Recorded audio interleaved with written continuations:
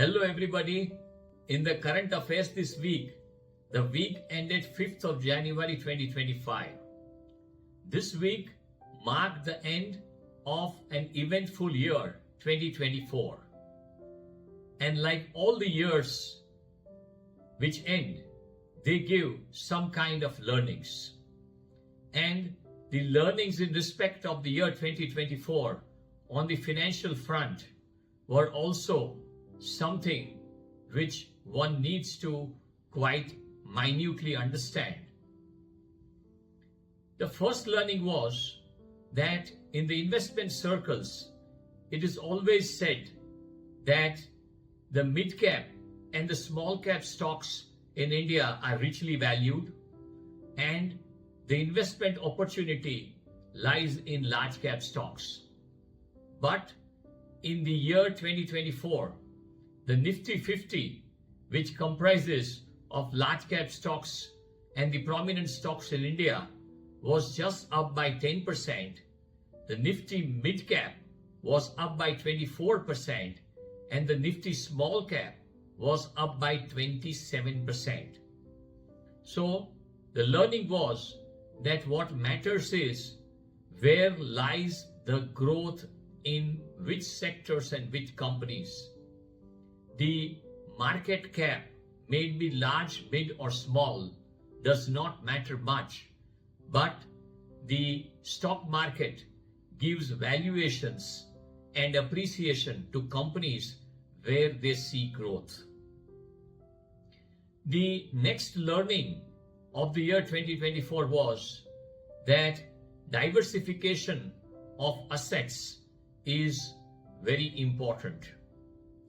This year, the Indian gold prices and silver prices went up by 23% and 21% respectively.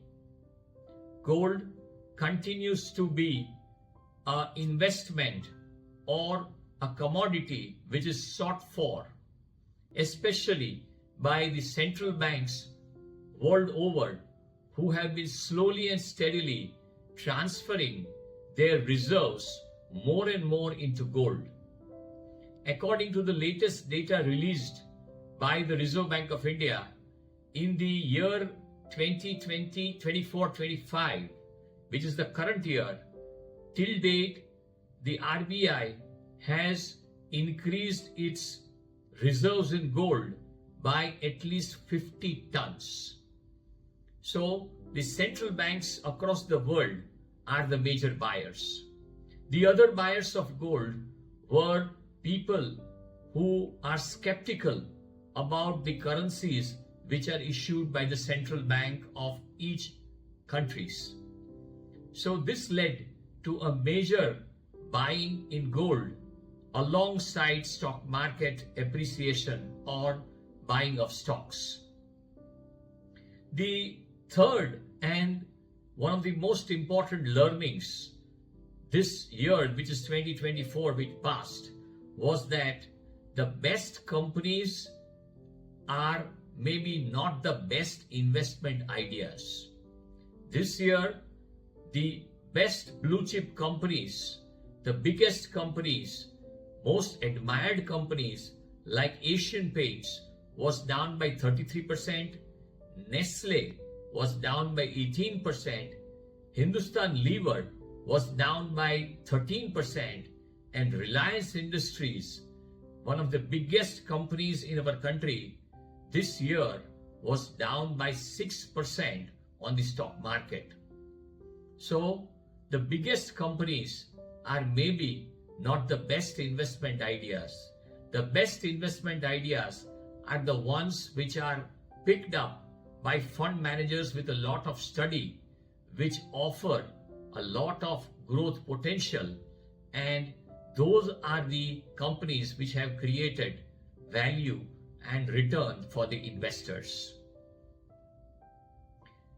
The fourth and maybe the very much known finding, and the finding which supported the kind of talk which is going on everywhere in the world, was that Indian capital market is one of the most vibrant capital markets globally. The National Stock Exchange, the NSE, released the data that this year, 2024, it listed initial public offerings of 310 companies, which is the highest in the world. No company, no country has listed these many companies. And the value of these IPOs listed was 18 billion US dollars. And this is the second highest amount in value of the new fund offerings listed on any stock exchange in the world. The highest amount of initial public offerings listed this year were in the US to the tune of 42 billion US dollars, and NSE was the second highest. This week on the stock markets, the Nifty 50 was up by around 1%, and Nifty mid cap and Nifty small cap were up by around 1.5%. Nasdaq and S&P 500 were down by around 0.5% each. China, which was one of the emerging markets, which was said that the strategy pursued by FIIs was to sell India and buy China, that is now over. The Chinese stock market, which was for some time, at least for a brief period of a month or so, was considered to be very attractive, now has lost its shine. This week, the Chinese benchmarks were down by 2.5 to 5%, and that craze or that following that Chinese markets are in a value state and it's worth a buy is now no more existent. That's all for this week. Thank you.